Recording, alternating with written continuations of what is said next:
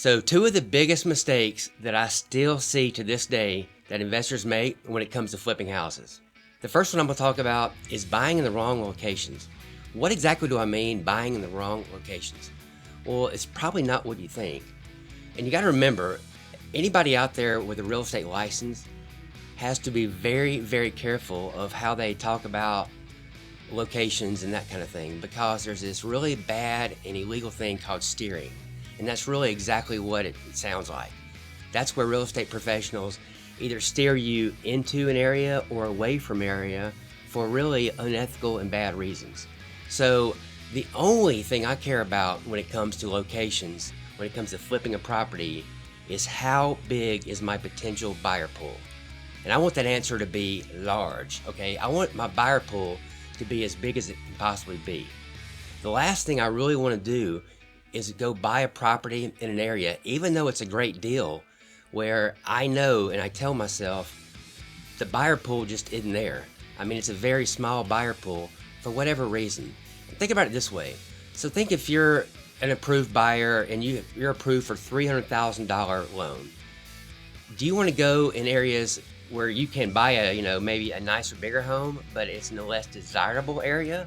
Or do you want to go in the best area possible for your money? Most people want to scale up. They want to upgrade. They want to go into a better location. So certain areas and some areas just aren't going to have the number of buyers that other areas are going to have. And that's the biggest thing that I'm looking for. Whenever we figure out a property has potential, the very first thing I'm going to look at really is going to be the area. I want to know the area, the subdivision, the neighborhood, the street. I want to know what a buyer has to see to get to that property, in a car. What do they have to go through to drive through? Is it a really nice area, where homes are all, well maintained, where buyers are going to get good, happy feelings? Or is it maybe going through an area where there's no HOA with cars on blocks in the front yard? Or maybe there's, mobile homes in the area that you have to drive by. I just want to know what a buyer has to experience to get to that house. And that's why buying in the wrong location can really, really hurt you, especially in, today's market. So it's one of the biggest things that I see a lot of people make mistakes on, and you just got to be very careful, and you've got to learn your area. And if you're investing from an outside area, you need to have somebody, boots on the ground that you can really trust to help you learn areas and where you're going to have the best potential for the highest number of potential qualified buyers. And that's really what you're looking for. So the second big mistake I see a lot of investors make has to do with screwing up the repair cost estimates.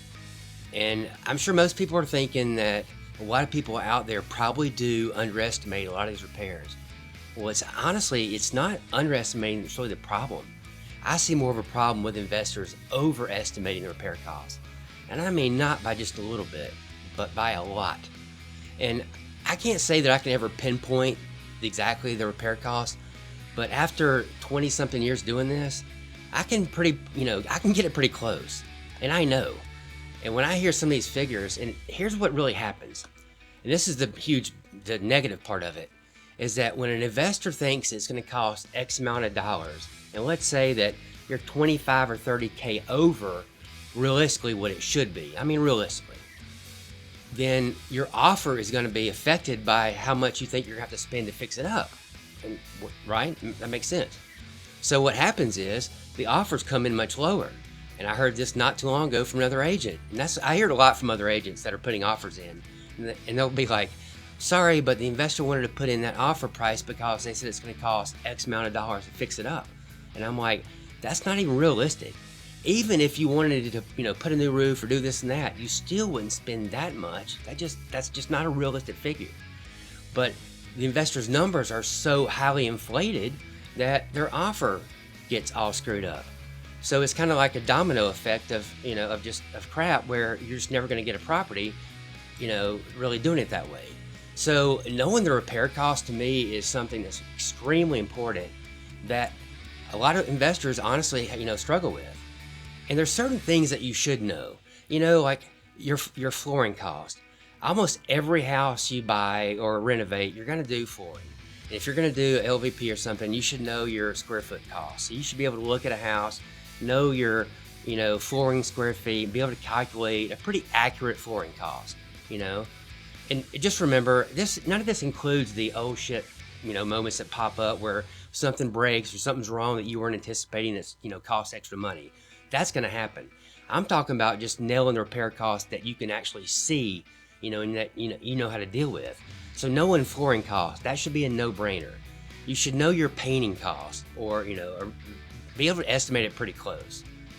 Other things like you should have a appliance package. So you should be able to, pretty accurately calculate exactly what, buying the appliances and having them installed, delivered, whatever the case, you should know how much that, is going to be pretty accurately. You should know things like a roof.